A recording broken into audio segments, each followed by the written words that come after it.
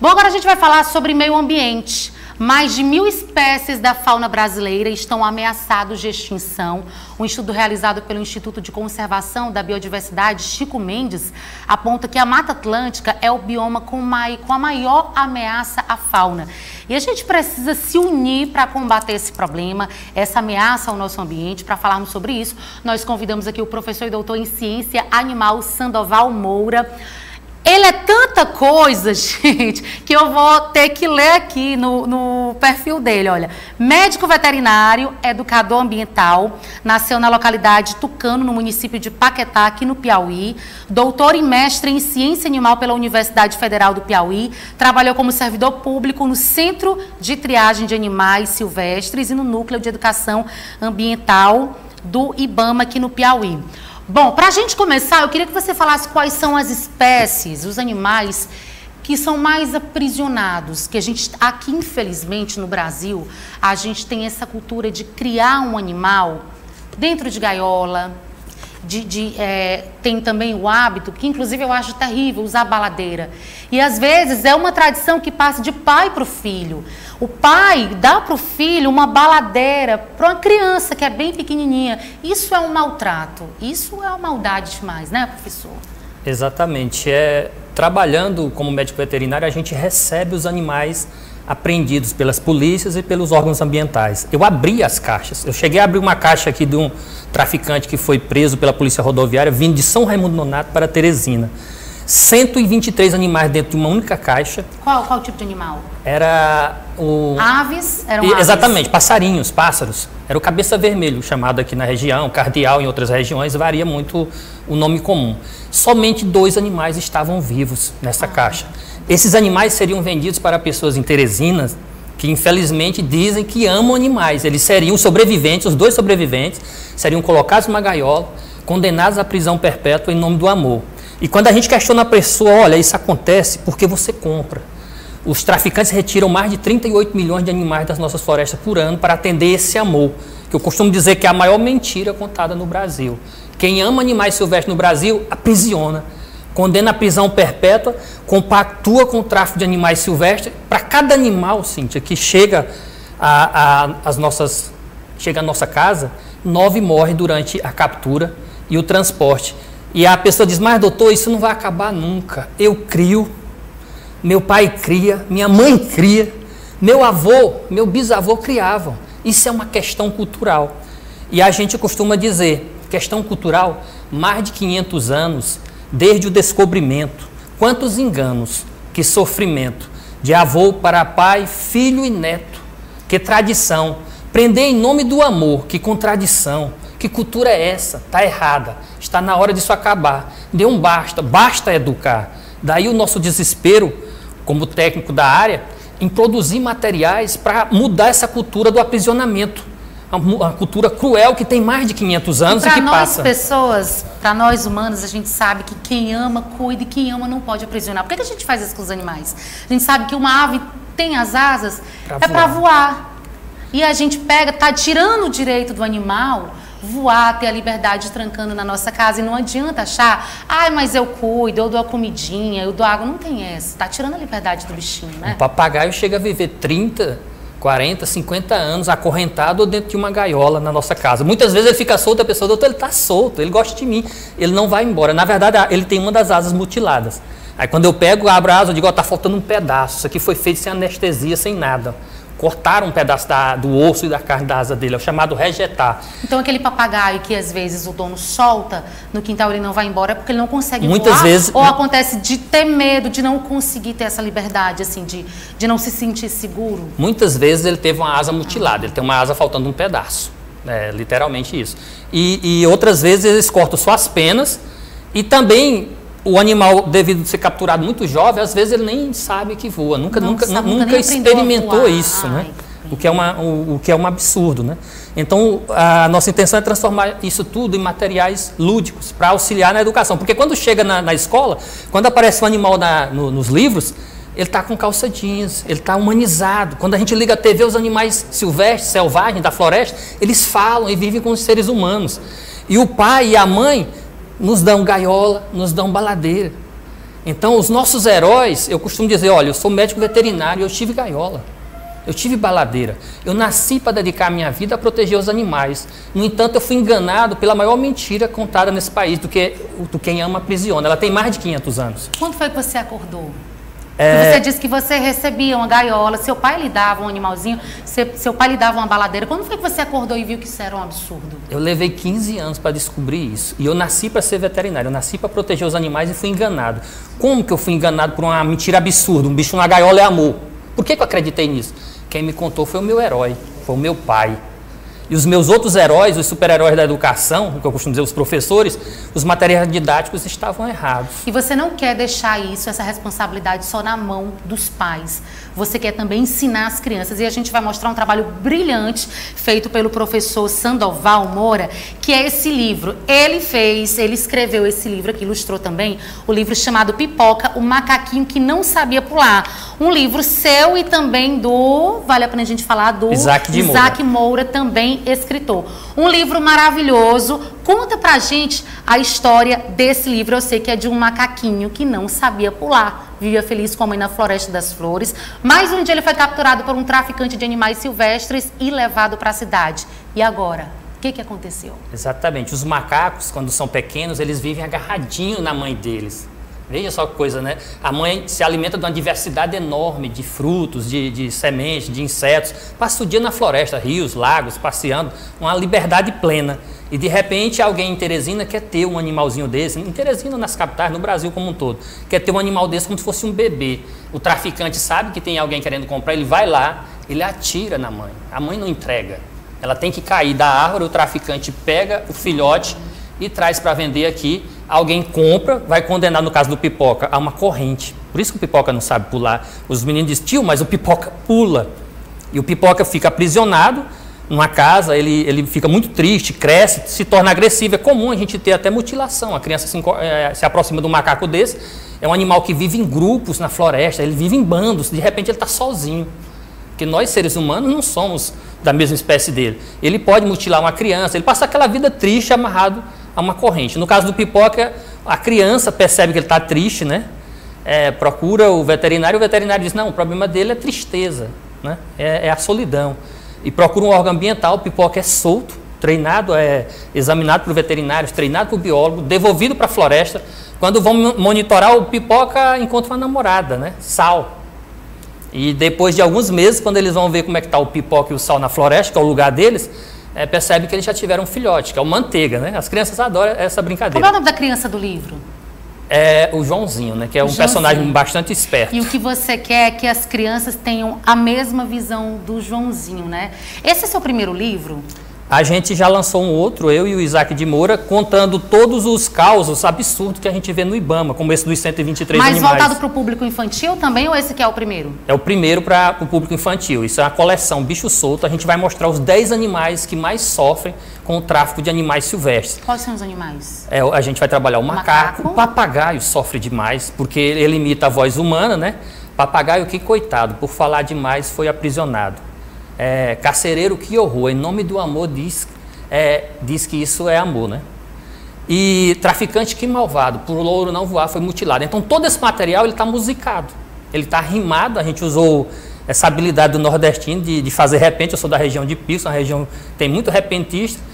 E de repente, né, até redundante, eu descobri que conseguia transformar esse conteúdo técnico de animais silvestres, de dispersão de cimento, de polinização, crueldade, legislação, em músicas. E a gente transformou em músicas e animações. Então, você escreveu o livro com o seu parceiro também, o escritor, e você também fez um clipe, Exato. Não é isso? Você escreveu a música. A gente tem esse clipe aí pra gente? Tem, Lorena? A gente pode chamar o clipe agora? Vamos lá, solta aí o clipe pra gente ver direitinho.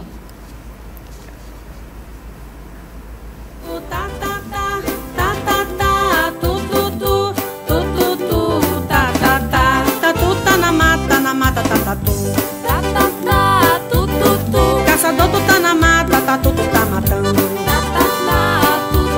Se tatu, tu tá comprando, caçador, tá tu caçando. Se tatu, tu não compra, tatu, tu tá ajudando.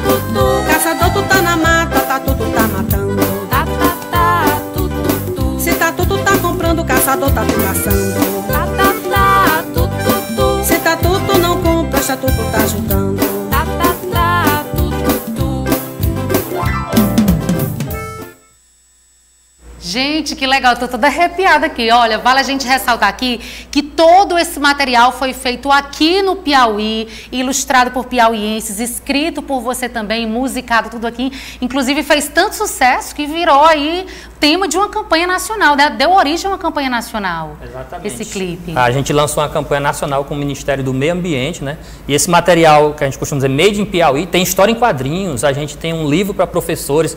Nós temos mais de 6 mil professores hoje no Piauí com esse material. A gente fez treinamentos no Rio Grande do Sul, no Pernambuco, Belém, no Pará, né? Vários estados, a gente levou esse material. Então é um material referência hoje no combate ao tráfico. É um material voltado para professores.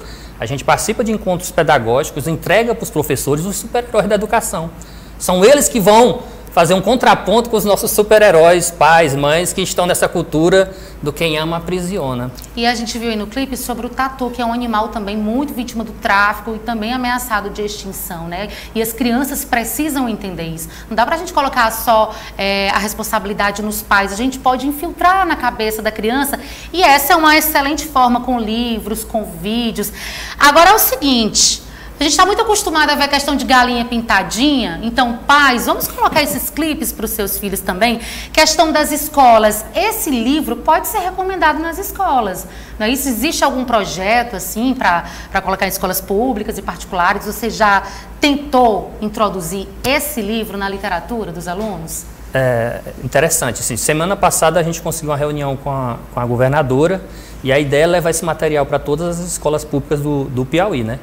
A gente já foi também em algumas escolas particulares que estão adotando o pipoca, já estão aguardando o do papagaio, do tatu, as espécies que mais sofrem e que tem toda uma argumentação devido a essa grande cultura para aprisioná-las, a gente vai mostrar o porquê não aprisioná-las, mostrar a importância dela como dispersores de semente, como agentes polinizadores e a questão ética mesmo, de um animal que tem asas, viver numa corrente, viver numa gaiola. Nós, seres humanos, em 2022, não podemos achar que isso é amor. Então, todos esses materiais discutem esses pontos e algo que você colocou que é interessante é a força da criança. Em Elesbão Veloso, a gente trabalhou no encontro pedagógico, entregou os materiais para os professores, eles trabalharam com as crianças convenceram os pais a entregar 109 animais. Você imagina o que é uma mudança dessa. Desconstruíram a mentira do quem ama aprisiona. E a criança chega rimando. Se o pai perguntar, meu filho, mas isso é crime? Se liga aí, meu irmão, está na legislação, quem prende um animal, multa, detenção, que tal? É lei federal. Eles chegam, Que legal, a gente fez hip hop, todos os ritmos, na verdade a gente construiu com os alunos e com os professores, né?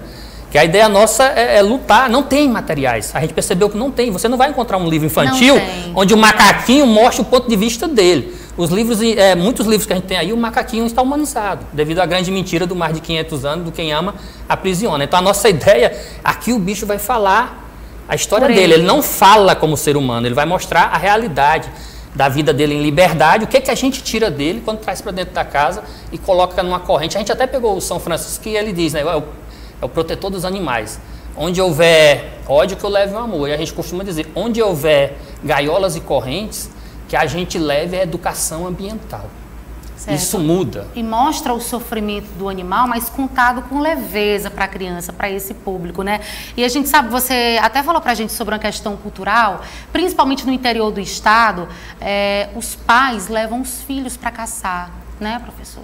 Levam os filhos, ensinam os filhos a atirarem, a pegar uma arma para atirar e matar o animal. Exatamente. Nós tivemos até um jovem de 16 anos que faleceu agora em Picos, né? Com que ele durante a caça do tatu, escavando o solo, ele teve contato com um fungo, né? Sim, a doença do tatu, né? Que chamam doença chama do nova. Tatu, mas na verdade ela antigamente chamava doença dos cavadores de poço. O fungo está no solo, o tatu não tem culpa nessa história. A gente que vai lá cavar o solo, inala aquele fungo e é uma doença grave, matou um jovem de 16 anos. E a gente ainda vai ver algumas pessoas querendo matar o tatu, alegando a culpa na doença. E a doença não é do tatu, não é? O problema não está no tatu, né? Está na gente que foi... invadiu o território dele. Esses animais, eles têm zoonose, né? Doença dos animais para os homens e vice-versa, não é só conversa. São mais de 150, vê se aguenta.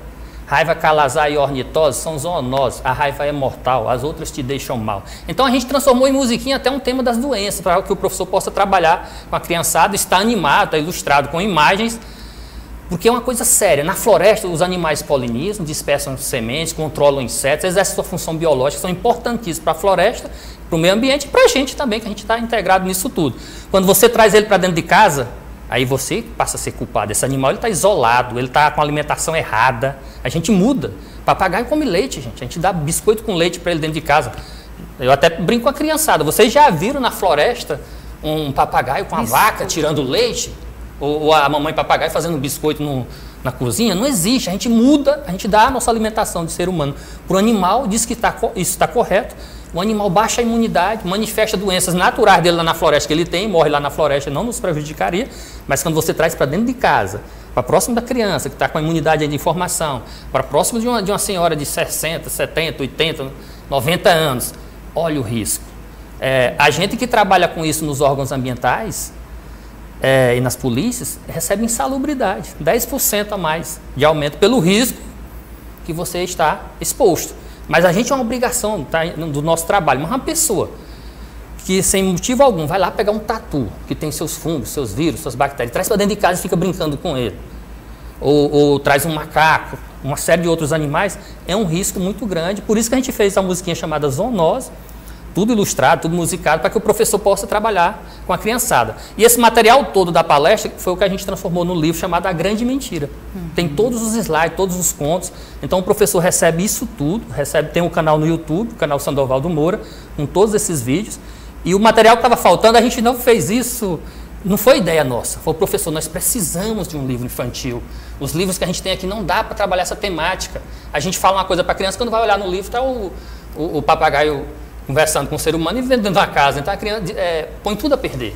O tá com tênis, né? O macaco tá com tênis e calça jeans. Fascinada pelo errado, né?